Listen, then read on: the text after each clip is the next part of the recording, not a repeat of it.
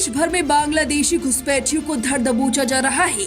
उनको देश से निकालने की कसम मोदी शाह दोनों ने खाई है और अब इसी मिशन के तहत एक ऐसा बांग्लादेशी घुसपैठिया पकड़ा गया है जिसके बारे में जब आप सुनेंगे तो अपना सिर पकड़ लेंगे कि आखिर इतना शातिर कोई कैसे हो सकता है।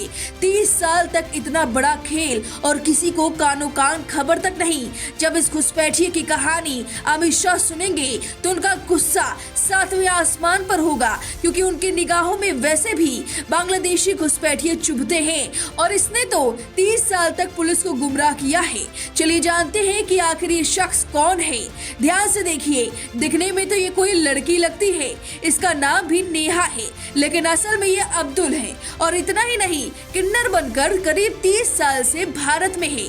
भोपाल पुलिस ने गुप्त सूचना और खुफिया अभियान के आधार पर इस बांग्लादेशी नागरिक को गिरफ्तार किया है। पिछले 30 सालों से भारत में अवैध रूप से रह रहा था। चौंकाने वाली बात यह है कि वह पिछले 8 सालों से नेहा किन्नर नाम का एक ट्रांसजेंडर बनकर रह रहा था। गिरफ्तार होने के बाद आरोपी की पहचान अब्दुल कलाम के रूप में हुई है, जो बचपन में लगभग 10 साल की उम्र में भारत आया था। वह 2 दशक तक मुंबई में रहने के बाद भोपाल के बुधवारा इलाके में रहने लगा था, जहां वो नेहा किन्नर के नाम से मशहूर था। पुलिस की जांच में सामने आया कि अब्दुल ने भारतीय नागरिक होने के फर्जी दस्तावेज जैसे आधार कार्ड, वोटर आईडी और पासपोर्ट बनवा लिए थे। इन्हीं दस्तावेजों के आधार पर वह कई बार बांग्लादेश भी यात्रा कर चुका है।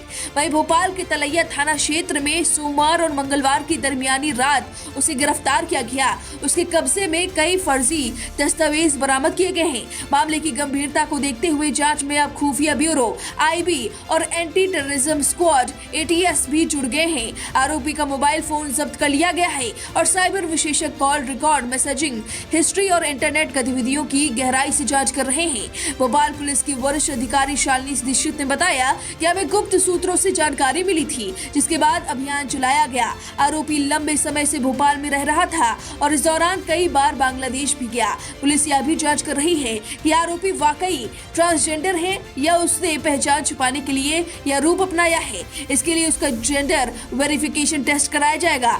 साथ ही यह भी देखा जाएगा कि क्या स्थानीय किन्नर समुदाय के लोग उसकी असली पहचान से अवगत थे या नहीं। फिलहाल अब्दुल को 30 दिन की हिरासत में भेज दिया गया है और उसके खिलाफ निर्वासन की कानूनी प्रक्रिया शुरू कर दी गई है। मामला राष्ट्रीय सुरक्षा से जुड़ा होने के चलते केंद्र सरकार को भी सूचित कर दिया गया है और कई एजेंसियां इसकी जांच में जुटी हुई हैं। अब देखना होगा कि अमित शाह तक जब ये खबर पहुंचेगी तो उनका क्या रिएक्शन होगा। जाहिर सी बात है, उनका गुस्सा फूटेगा। सवाल ये है कि आखिर 30 सालों तक अपनी पहचान बदलकर ये भारत में कर क्या रहा था। आखिर इसका मकसद क्या था? क्या भारत में किसी बड़ी साजिश को अंजाम देना? ये बड़ा सवाल है जो अब खुफिया जांच एजेंसी पता करने में जुटी हुई है। अब इस खबर पर आपकी जो भी राय है हमें कमेंट करके जरूर बताएं।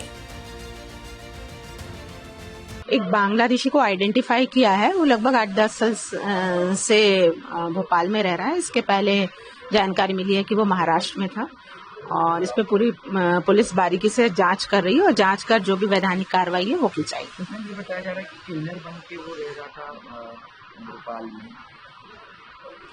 मैंने जैसा बताया कि ये कुछ ये जो मैटर सेंसिटिव और कॉन्फिडेंशियल है, बाकी जितना हम लोगों को दे सकते, शेयर कर सकते थे जानकारी, वो आपको इन्फॉर्म कर दिया है। पुलिस ने हिरासत में लिए गिरफ्तार कर लिया है, नहीं, पूछताछ जारी।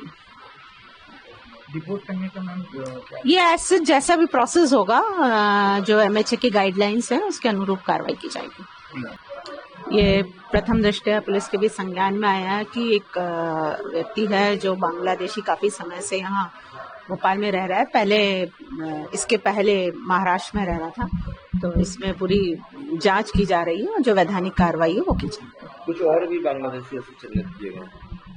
नहीं, अभी तो एक ही मामला संज्ञान में है, आगे वर्कआउट कर रहे हैं, होगा संज्ञान में तो बताएंगे। भोपाल में कब से रह रहा था? लगभग 8-10 साल तो हो गए। महाराष्ट्र में कितना समय रहा? अब महाराष्ट्र का मैं नहीं बता सकती क्योंकि वो वेरीफाइड नहीं है। मैम उसको डिपोर्ट करने की क्या? बाकी मैंने जैसे आपको बताया कि अब अपनी जांच करके और पूरी वैधानिक कार्रवाई है जो करेंगे। कहा गया है उस पर पूर्व में कोई केस रजिस्टर्ड है? ये सब थोड़ा कॉन्फिडेंशियल मैटर है, इस पे हम लोग वर्कआउट कर रहे हैं। VK न्यूज, राष्ट्र के नाम।